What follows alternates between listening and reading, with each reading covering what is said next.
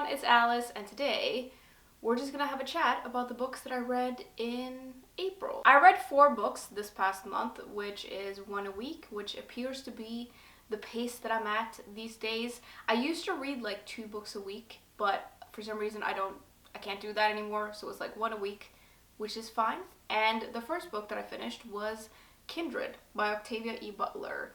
This is historical fiction with a sci-fi element, which comes in the form of time travel, and we meet this black woman who lives in California in 1976, and she keeps getting pulled back in time to this person who somehow calls her to him every time he is in mortal peril. And he lives in the South in the 1800s, like early 1800s, and he's in danger a lot, so she keeps getting pulled back to him.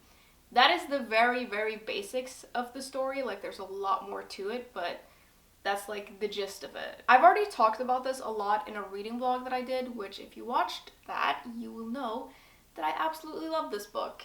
This is a book that I've had for a really long time, and it's one of those books that I didn't feel like a rush to get to because I just knew I was gonna like it. But I finally read it and I'm really happy about it, and it was better than I had expected, which is really saying something because I had really high expectations of this book and still it managed to like blow me away. With these kinds of great books, I find it really, really difficult to summarize my thoughts and convey like how much I loved this book, but it obviously deals with a lot of different themes and it does all of it so well.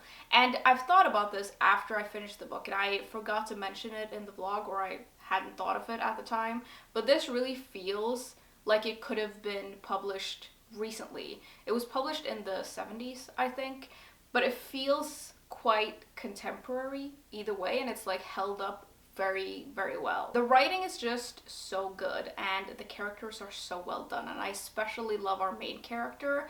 And because of how this book is structured, it's very interesting because our main character stays the same age throughout the book, and she keeps traveling back into the past, but in the past time passes differently. So for her this happens over the span of like a couple of weeks, but for the people that she goes to visit or she gets called to, it's their entire lives. So we see all of their character development and everything that happens to them, but we always get our main character's same standpoint, and for her everything happens within quite a short amount of time compared to how much time actually passes. And it's a very interesting way of like exploring characters, and that she obviously also goes through a lot when she travels back in the past, and it's very taxing on her and the whole situation is very stressful. But I think like the way that we meet the characters works really, really well, and all of them are so well done. I was also surprised by how much tension this book has, because the main character never knows when she's going to be pulled back in time and when she's going to return to her own time. It sort of just happens and you never know. Like, she can spend months in the past or she can just spend a couple of hours. She never knows. That really adds a lot of tension to the story, and there's a certain amount of stress around it, and it like drives the story forward in a really interesting way, and I thought that worked really well. It made the book more exciting in a way. I could honestly go on and on and on, but the main takeaway here is that this is an excellent book and everyone should read it.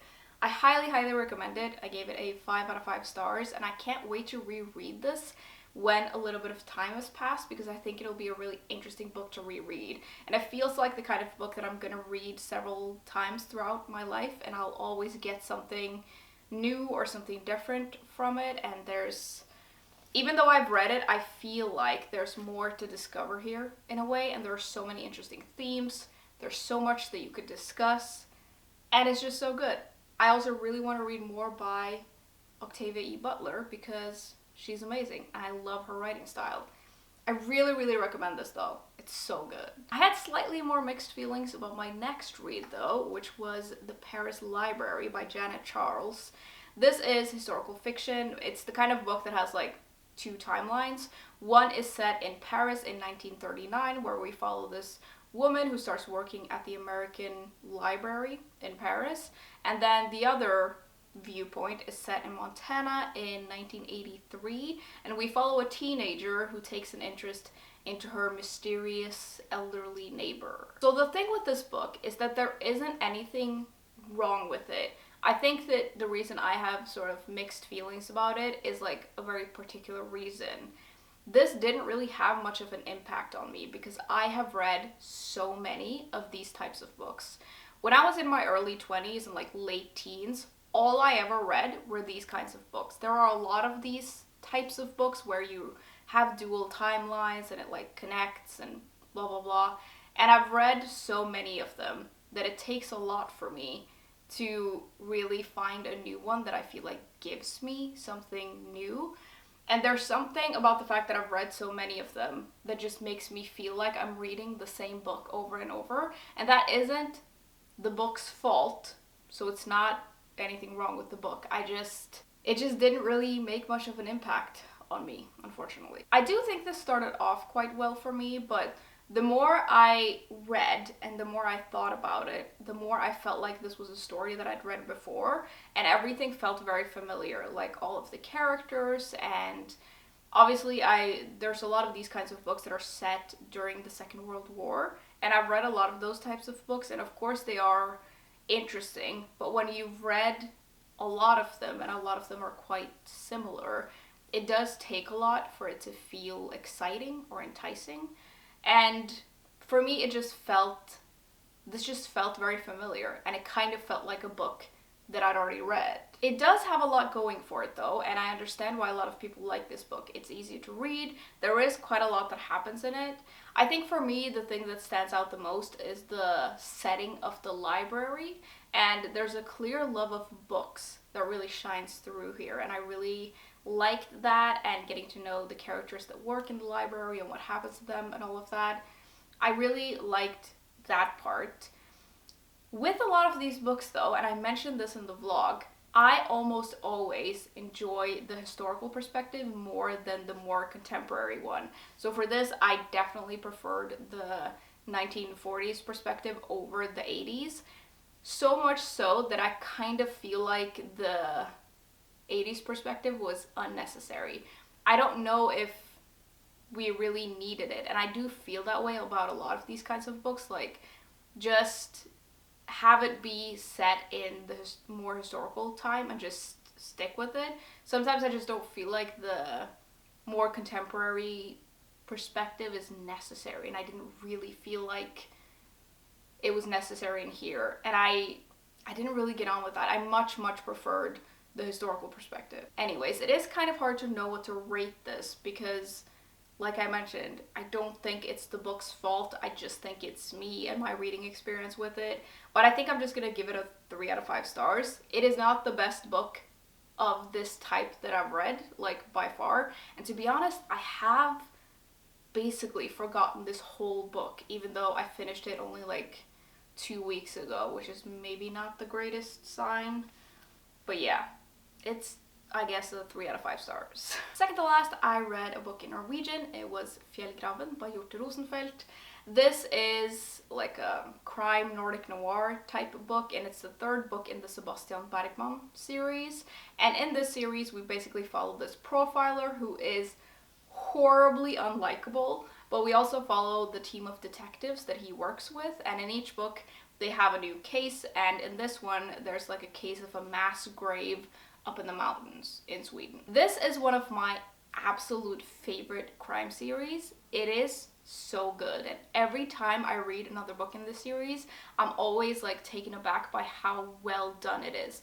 Like, just the writing, the characters, and how the characters evolve and their dynamics.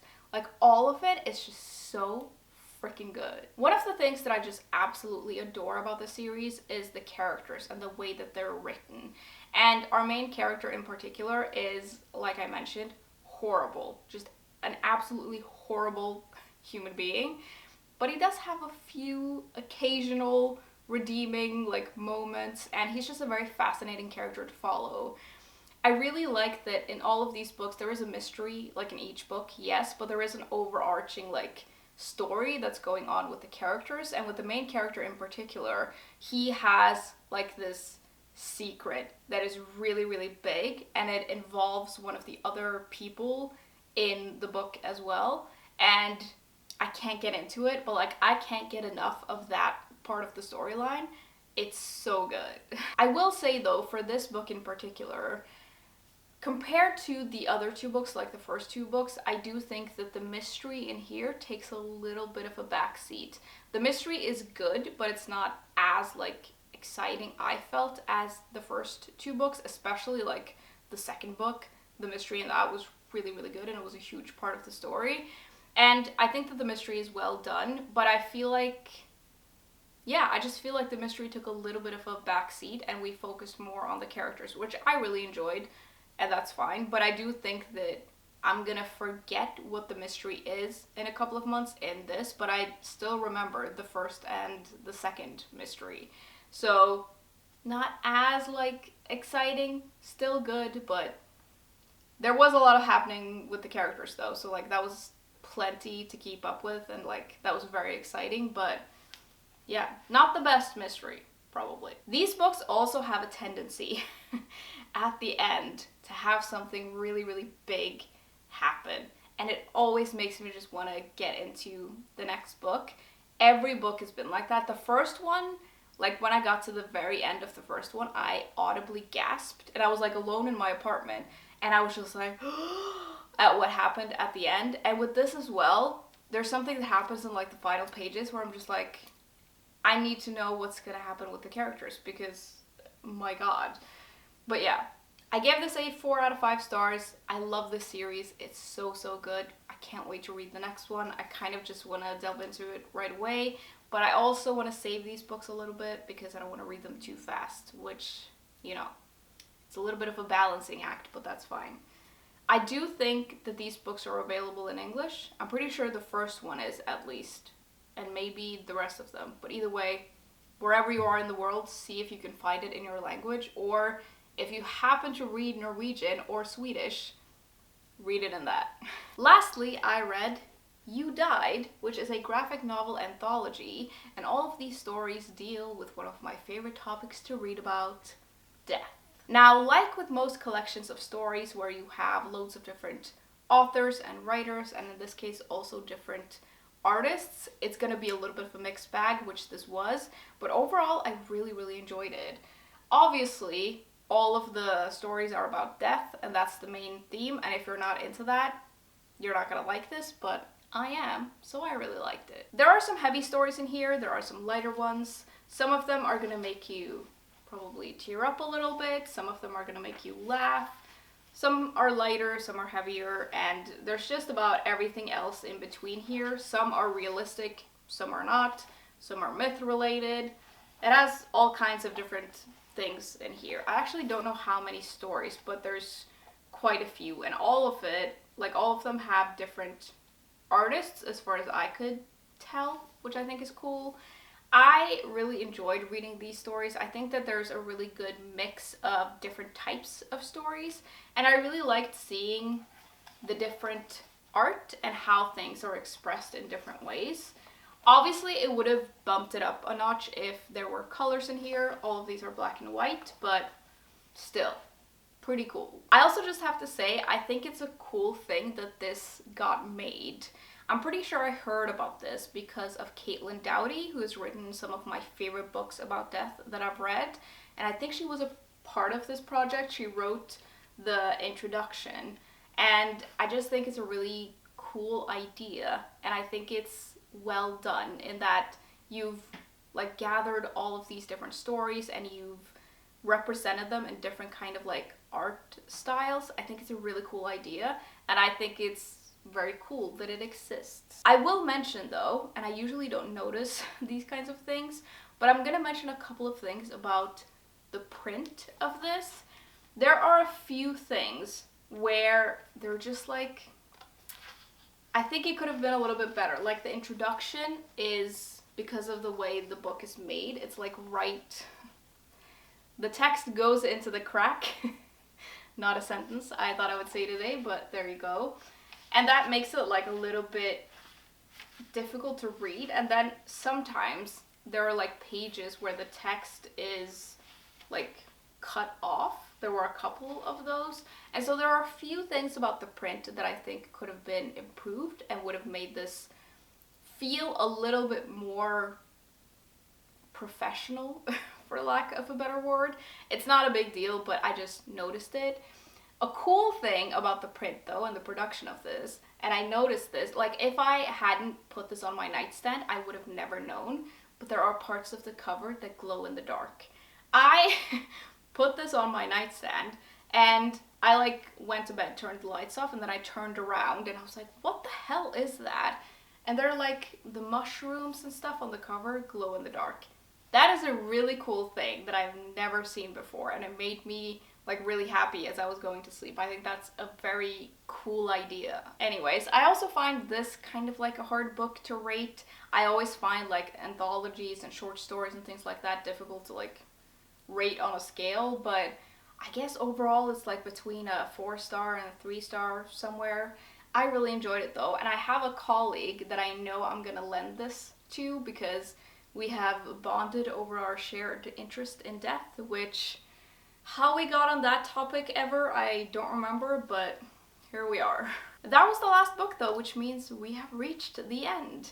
I would love to know what you all have been reading lately. Feel free to tell me all about it in the comments.